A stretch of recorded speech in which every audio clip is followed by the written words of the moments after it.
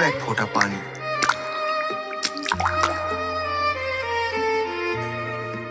এই এক ফোঁটাই যেন সবার শরীরে নতুন প্রাণ ফিরিয়ে দিল। সবাই ফিরে পেল শক্তি। কিন্তু বড় তোতা বুঝলো আজ বাঁচলেও কাল কি হবে, তাই ভবিষ্যতের খোঁজে সে একাই পাড়ি দিল অজানায়। বড় তোতা নেই, কিন্তু হাল ছাড়েনি ছোট তোতা। তার ডাকেই সবাই এক হলো। শুরু হলো হাজারো গর্ত খোঁড়ার মহাযজ্ঞ। অবশেষে সে ফিরে এলো। ঠোঁটে কোনো খাবার নেই, আছে একগুচ্ছ সবুজ চারা। রুক্ষ মাটিতে এলো প্রাণের ছোঁয়া। গর্তে গর্তে পরম যত্নে রোপণ করা হলো চারা।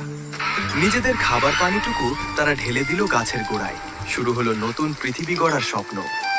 সময়ের সাথে ফাটা মাটি হয়ে উঠল সবুজ জঙ্গল। ডালে ডালে ফল, আর সবার মুখে প্রশান্তির হাসি।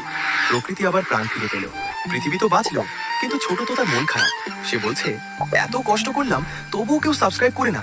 বন্ধুরা, ওর মুখে হাসি ফোটাতে এখনই সাবস্ক্রাইবটা করে দিন।